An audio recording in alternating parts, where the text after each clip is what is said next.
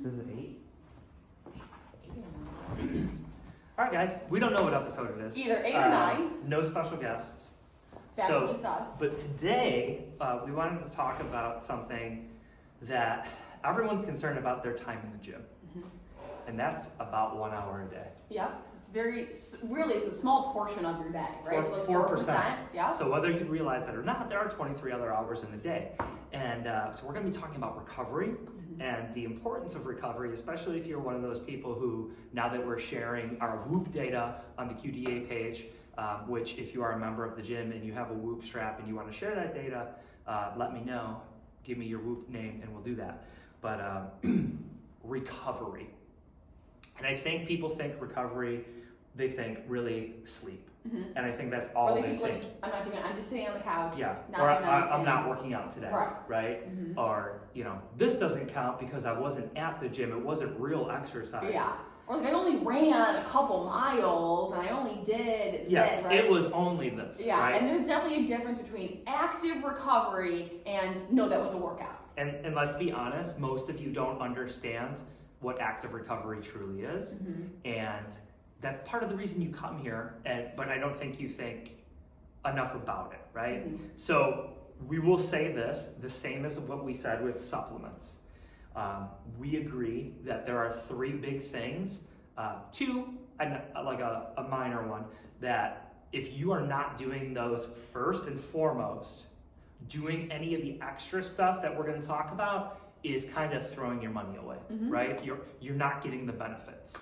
So, which I would say is similar to food, right? It's very, keep it simple. Yes. Start with the basics, right? Like don't make fitness or any part of it more complicated than it needs to be. It's almost like recovery supplements, right? They're supplements, they are not replacements for the 2 big and the 3rd one. So obviously we just talked about one really quickly, sleeping. Yeah, sleep is huge. We talked about it with nutrition and supplements in that, right? Like sleep is so important for everything. Like you need to rest, and I think that's the biggest one that we all kind of jip. If I need to find more time in my day, I'm gonna stay up later, I'm gonna wake up earlier, and you're missing such a huge portion of recovery, of weight loss, of health, if you're not getting enough sleep. It's harder to lose weight if we're not sleeping enough. Can you make up for a lack of sleep with more caffeine? Absolutely not. Right. I mean, we all try to, So, I've tried to, it is not. It enhances stress, and then we retain more body fat, and then we are performing at a lower level, right? We've talked about before, you get 3 days in a row with less than 6 hours of sleep, you're gonna have the mental reaction time and capacity of a person who is legally intoxicated. Right. So your decision-making ability is compromised. So those of you that are like, no, I do so good on 5 hours of sleep, that's all my body needs. No, your body's just become conditioned that that's all it's getting. So it's like, this is how we have to function. You're used to operating in a deficit. Right, like you have no idea how good you could feel, right? It's like saying my car drives great, with flat, bald tires. Well, no, you're just not killing yourself. Right. You could be doing better if you had nice new tires full of air. Which was me before I got my new tires. It's like, oh, that rumbling And feeling. how did it feel when the tires got Oh my god, I felt like a new You're car. like, oh my God, so nice. I was like, oh, that wasn't normal. And the people who are going to be like, I have so much to do. Think about it like this. If you are sleeping less and therefore less mentally efficient, doing work takes longer. Yeah. So then your less sleep causes you more work. Right. And you're probably not doing that work to the best of your ability because you're sleep deprived. Whether you're realizing that or not, something that takes you an hour to get through, like maybe reading something or typing something up, maybe it really can only take you 30, 45 minutes if you were more rested, So really carving out that time for your sleep could help you be more productive in your day. Obviously, if you are the person, though, who is, say, getting 5 hours consistently, not like random day, you watch the Bills game Monday night type of thing, we're not suggesting you go from 5 to 8. It's got to be incremental. I find that people adding 15 to 30 minutes at a day for a week straight and then trying to add more works out better. The benefits of going to bed earlier are huge. Okay. So what were they saying? We talked about this before. It was like something about like every hour of sleep you get before midnight is like the equivalent of 2 after. After that, yeah. It's because you're fighting our natural circadian rhythm, right? And so you just, again, it's doing the best you can. We're just highlighting the importance. It is not to make it feel bad because you're not getting enough sleep. Right. You know, and you might be saying, well, I've always done it this way. And it's like, you just don't know. Try it. And if you need help, like for most of us, that wake time is probably the same. Like, you might not have as much wiggle room with that. So it really is getting yourself to get to bed earlier. And so I use on my phone, I use the like bedtime app. So it's set for like, each day is different depending when I need to wake up. And I always have it set. I like to try to get 8 to 9 hours of sleep, which is a lot for, some people are like, oh my God. It's necessary. Right, but it's like, I've also worked up to that. There were times where I was getting 6 hours of sleep. But so the bedtime app, I have it set so I can get, 8 hours depending on the day. And my phone will go into bedtime mode about 15, 20 minutes before I should be in bed. So like my phone goes into do not disturb, so I'm not getting phone calls, text messages anymore. And it's also that reminder, I look at it and it's like, oh, we should be going to bed now. We should like be getting ready to go to bed. So it is helpful to have that reminder of, oh shit, I need to like start getting ready to go to bed. I'm not disrupted by like phone calls, text messages, social media, because my phone's already in that do not disturb. And so I do find that to be helpful in terms of like getting myself to get to bed. Which I think kind of leads into routine. Yes. Right? Yep. So I do not have as much time completely for sleep because I wake up so early and I can only go to bed so early. Baby Dan goes to bed at like 7:30, and so the earliest I can go to bed is 8. And it's like it's getting no time. And I'm here multiple days per week at 4 a.m. So the amount of time available there is a maximum of 8 hours if I passed out as soon as I put Dennis to sleep and then woke up here.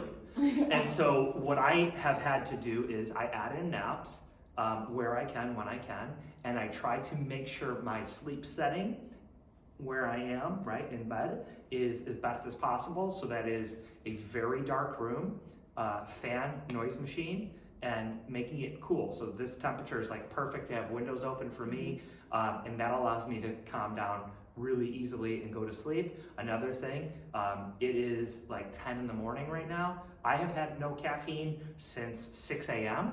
and I won't have more substantial caffeine for the rest of the day, so I'm not having that negatively impact me. And then how much water have you had? Because you tend to front load your day. Well, I'm behind right now. Okay. Because I've had a really busy morning and I didn't get to go upstairs, whatever. Yeah. So I am at 48, 60, 75 ounces. Okay. Which is like most people probably. But for me, that's not a lot. Right. I know. I'm like right now. I'm kind of thirsty. I'd like to get a drink. And so we're highlighting these things because each of us are kind of like our own one-off experiments, right? So sleep, super huge for recovery. Number 2, kind of segued perfectly. Yeah. Water. Okay. Why is water important, right? Like, what is the point here? Well, one, you guys work out really hard, and that creates kind of like tissue breakdown. That creates more garbage in the bloodstream in the body, just break down the tissue and stuff like that. And all that stuff needs to get kind of flushed out and excreted, right? And so water helps facilitate that. Water, again, let's go with a car analogy. Imagine you don't have any antifreeze in your radiator. What happens? Engine overheats, seizes up, okay? Water helps with all of those things. It is huge with that. Okay, you experience headaches regularly, you might be dehydrated, okay? We talk about it a lot and people don't listen because it's free, because there's no way something that's free could be so impactful. And I think water is one of those things where it's like, well, obviously I know you need to drink water, but it's not like a cool, fun thing. Like it's not sexy. Yeah, right? it's just like water. People want the muscle ups, but it's like, I don't want to work strict chest to bar pull-ups and ring dips. That's fucking boring. And like, no, you don't need any fancy water. You don't need like the pH balance one. Just drink water. If it makes you drink more water, yes. Cool, right? But you don't need that, or don't think like, well, I can't have this tap water. It has to be. Yeah. You're fine. Drink more liquids. And honestly, as long as it's not like something like espresso or 5-hour energies where it's like super concentrated caffeine, count your other stuff towards liquid consumption. It's not bad, and it's better than nothing. Right. And again, if you're someone who, I'm barely drinking 1 water a day, we're probably not going to tomorrow wake up and drink a gallon. Yeah. So start small, be realistic with yourself, right? I find it really easy. There's like, I have this one, which is like 36 I don't ounces. think I can see that.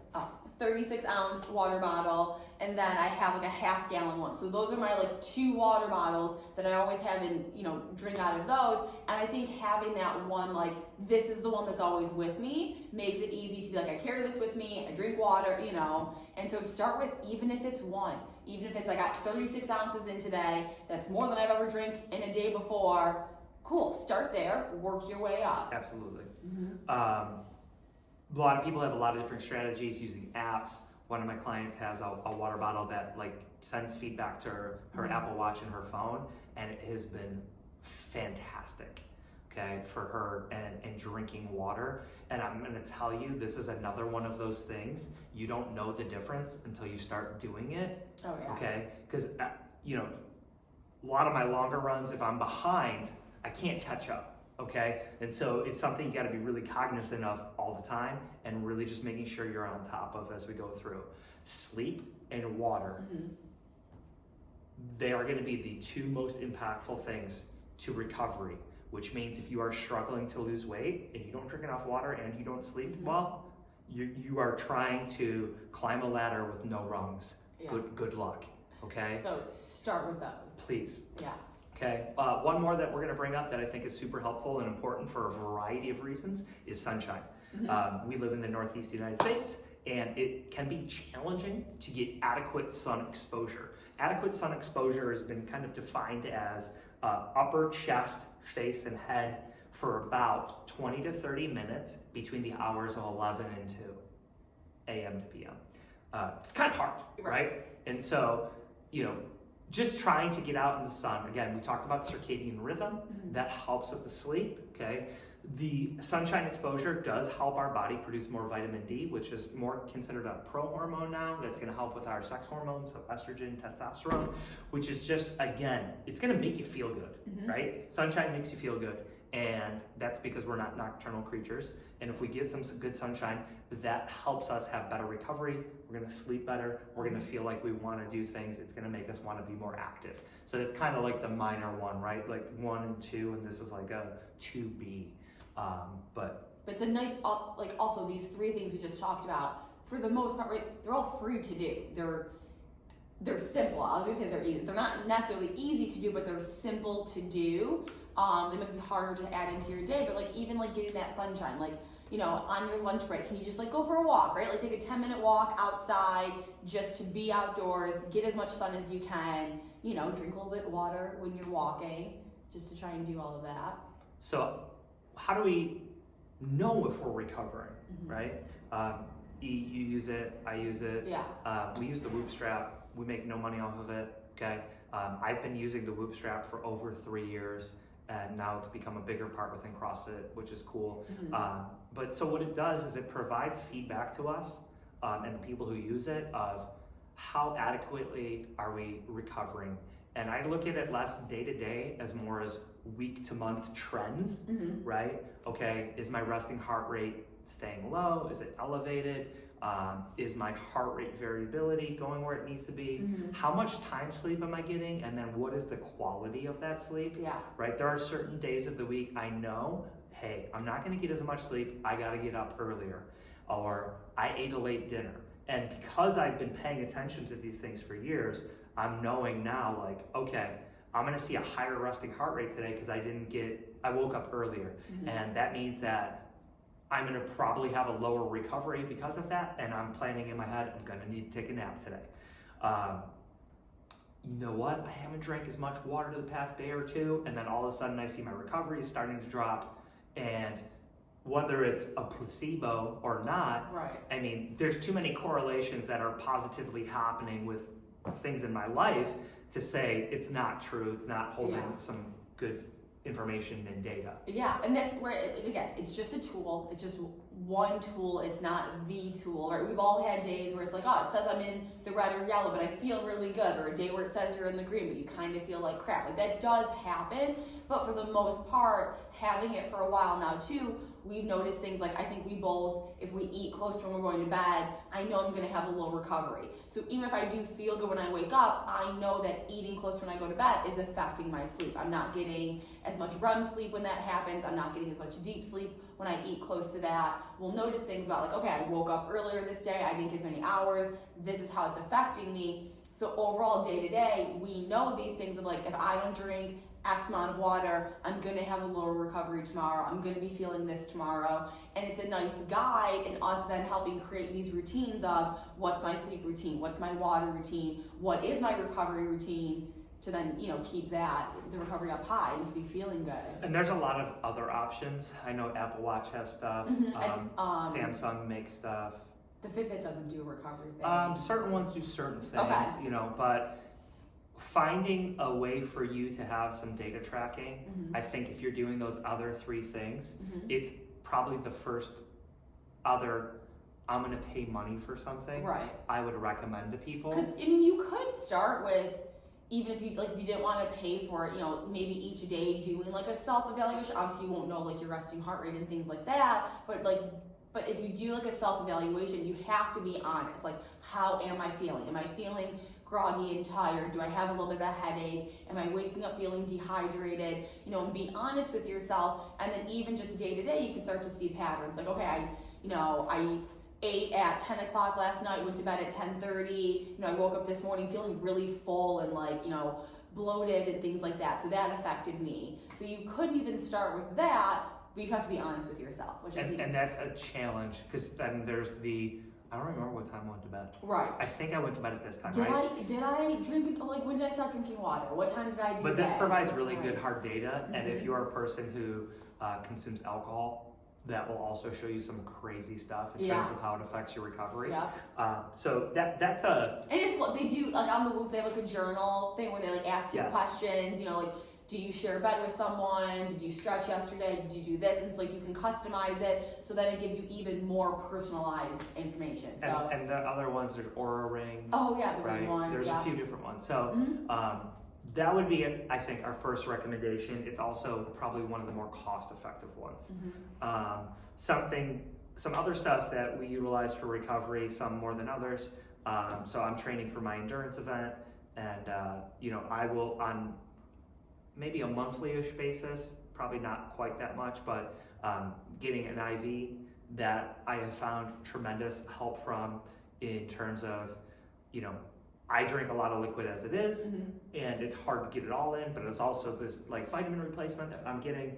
And what I notice, the days that I do have it, that run coming up that week, I always crush it. I always feel a lot better. I feel less achy. And now, have you noticed, just over your years, do you like doing the IV more than if you were to take like a daily supplement, like the things you get in the IV bag, if you were to just take those daily? So I have been, I think that when we did the supplement talk, I talked about really, I just been doing the inflavonoid. Mm-hmm. Since then, I had been starting to retake the Men's Vitality Wellness Essentials from Metagenics, just because November's coming up and I want to be prepped. The thing that's different about the IV is I don't have to absorb GI-wise, Mm-hmm. and there's stuff that I get from the injection, and because I'll get a shot as well as the IV that I What do you get don't for the normally shot? take, alpha lipoic acid. Okay. And so those are better absorbed through either injection or IV versus oral. Mm-hmm. So I don't take them regularly, nor do I think I would. Okay. But it's fluid replacement with electrolytes and the other stuff Mm-hmm. that I don't know which part of it is the reason, but it has been super helpful. And like when I did the ultra in September, we did before and after, Mhm. and it helped a lot with recovery. Okay.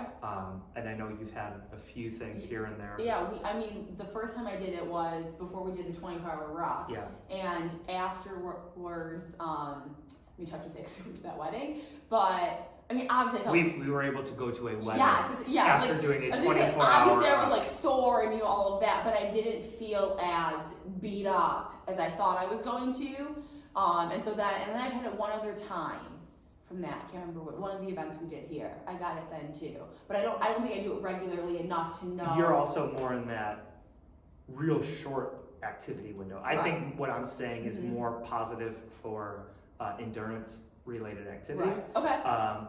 But I guess this would probably be a better one. I'm going to say muscle work.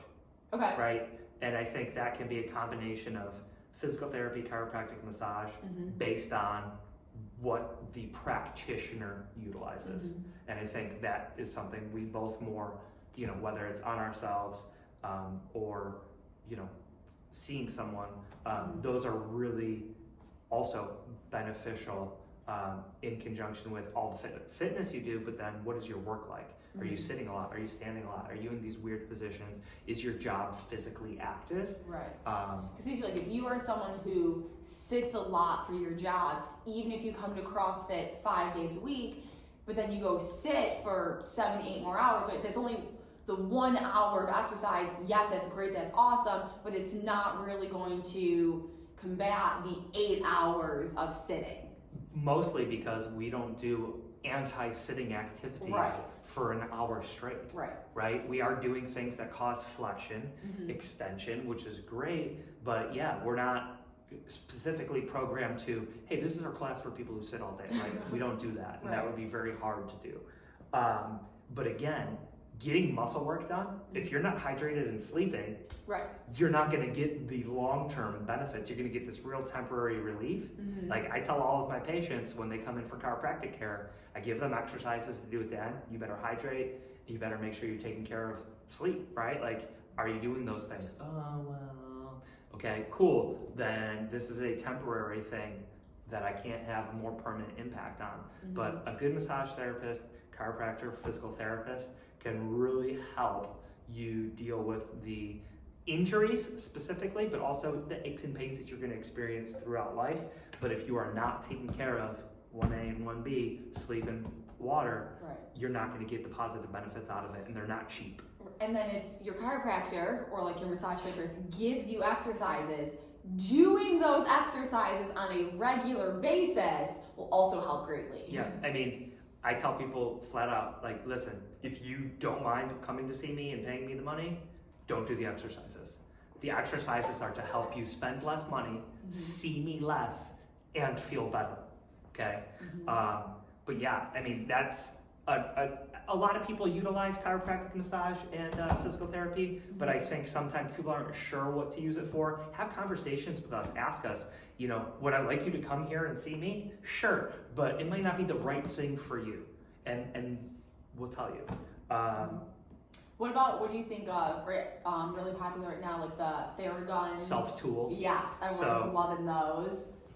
The Theraguns, and I should say with the muscle work, I'm going to throw acupuncture in there because I think that definitely falls in line with that, but I kind of... Acupuncture, cupping, right? It's all kind of in very similar. Yeah. You got to find the things that you like and are relaxing to you and help you with that.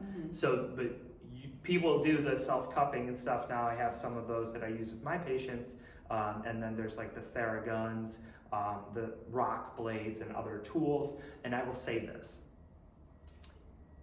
I recommend my patients use them, my athletes use them for aches, for sore muscles. But if you have an injury, and unless you are being directed by a healthcare provider or someone that you trust that has more intimate knowledge of anatomy and physiology, it is not gonna cure your injury, right? You got a sprained MCL, I'm gonna Theragun the shit out of it. Like, no. Please don't do that, okay? They are things to just kind of keep you operating at a good level, dealing with some soreness, dealing with travel, that type of stuff. But I don't recommend, hey, arbitrarily using it on an injury. Talk to someone and then say, hey, I have this. Is there a way I can utilize this to help me heal faster from this? Because certain issues, certain injuries, yeah, you might want to use one of those tools. And at certain other injuries, you're going to be like, no, this is not going to be the right time for this. And so... I think remembering too, being sore is not an injury. Correct. Right? So like being sore might be a good time to use one of those. Oh, right? yeah, Like, yes. think like after our Friday workouts, right? Where you're maybe more sore, especially just like the end of the week, that might be a really good time to use it. But being sore is different than being in pain. And I know a lot of people, I think, especially in the beginning of fitness, kind of struggle with knowing the difference between that. And so if you're truly feeling pain somewhere, using that Theragun is not going to make it better. Like that's not the tool to go to. I would say if you find yourself utilizing these tools or wanting to utilize these tools all day, every day, I keep looking at the foam rollers because I feel like the Theragun's the new foam roller. Yeah. We need to go back and look at sleep and water because you're probably underdoing those and trying to make up for it with the other tools.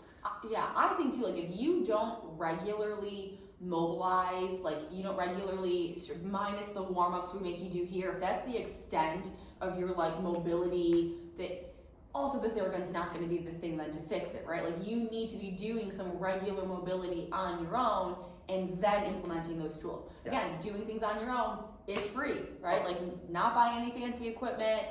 You can ask us for exercises. There's so many on YouTube that are free, things like that, and just, Also, all the warm-up exercises we do that you like don't like, and you're like, they're all little tastes of the exercises that I give my patients. We do regularly, right? Like those are the things that work. And if you find, oh yeah, that does help me, don't just do it when we make you do it, right? Come in here, come in the small gym, do those activities and keep working on them and keep building on them. And that's gonna allow you to continue to make that progress, right? Again, literally, the Theragun is a tool and one tool can't do every job, right? And I know we're kind of like harping on it, but it's true of any self-myofascial release tools, the foam roller, doing your own cupping, like scraping right? things, whatever. You shouldn't come in and look like the polka dot guy from Suicide Squad 2. I just put the cupper everywhere. I feel great, right? There's focused reasons for all of those things. And if you're not sure how to adequately use them, please talk to someone who has more of an understanding versus just, again, arbitrarily, hey, let's see what this does. Other recovery tools that you see people use that... Other things I see people use. Oh, well, kind of want to touch on like active recovery and what that like really means, right? Because there's some of you where you're like, oh, I just went for like a 14-mile active recovery ruck or something. It's like, that's not active recovery, I would say for the most part, active recovery is stuff that's done at a low heart rate, right? Like, say your max heart rate is 200, okay? You should be 50% of your max heart rate, maybe definitely under 60%, right? Under 60% of your max heart rate. And if you're exceeding that, that is not an active recovery activity. If your Whoop detects an activity, that is not active recovery. Yeah, I mean, and with the style of exercise we do, most of us don't need more hard things, right? You're gonna go to a yoga class, you want it to be a very calm, soothing yoga class. You don't want it to be dripping sweat. I mean, if it's hot, it's different, but you don't want to be like hard cardiovascular stuff. That's active recovery is I went for a walk. Yes. Right? Maybe I did a slow jog if you can keep your heart rate down. It's not weighted. Low heart rate. Right? Like things like that. Like maybe I rode a little bit, I rode a bike, I went for a hike with my family, something like that where it is just truly I'm being active in my life, but I'm not, building up a huge sweat. It's not for time. Right. I'm not, breathing super heavy the whole time, those kinds of things. It is really good to get outside, do things, right? Use our fitness in our daily life. But if we're getting that heart rate really high, we're sweating, we're breathing super heavy, you're working out, right? And that's fine if that's what you're doing, but then don't think you're doing active recovery. You just did a workout. And again, the reason why we're bringing all of this up is if you're the type of person who's like, I'm not making progress, whether that's I'm not getting stronger, I don't feel like I'm getting faster, I'm not losing weight, whatever that goal is that you're working towards, if you're not getting closer to it, these are the things we got to evaluate, right? Yeah. Are you doing too much, right? Are you under recovering? Okay, I'm not going to say overtraining. Right. Are you under recovering? And if you are, you go right back to the beginning, sleep and water, and you got to crush that. And if you're not crushing that yet, stop spending all of your time and money on foam rolling, Ramwad, Theragun, chiropractic, all that stuff, IV, whatever, okay? Get your shit together on sleep and water. Then you're like, I drank 20 ounces of water today. Like, cool. Start there. What about the other 80% of your day? Yeah, you know. And do not downplay the importance of actual rest.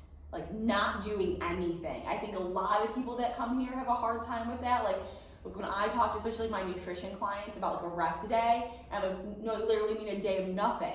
Like a day of rest. Like let your body rest. Especially if you're someone who comes here 6 days a week. You don't need a 7th day then of active recovery. No. Your body needs a day of rest. It is super important for you, and really in that rest time, also in that sleep time, is when you're really kind of making that progress. Like that's when you actually are like losing the fat, getting stronger. All of those good things are happening when you're resting. And so if you never give your body that chance to really just relax, replenish, refuel, you're never really gonna get as far as you could. Nope. You know? Plain and simple. Yeah. What do you think? I think that kind of covers it. Cool. You know, let us know if you have questions. Yeah. Put them in the comments. Share this if you liked it. Again, if there's topics you guys want us to discuss, let us know. Yeah, make sure you subscribe on YouTube, and I'm gonna try, hopefully this time, to get the audio put up, and we do a podcast version of that. Ooh. So we'll see how that goes. So, guys, have a great rest of your week, and We'll see you next week. Bye. See ya.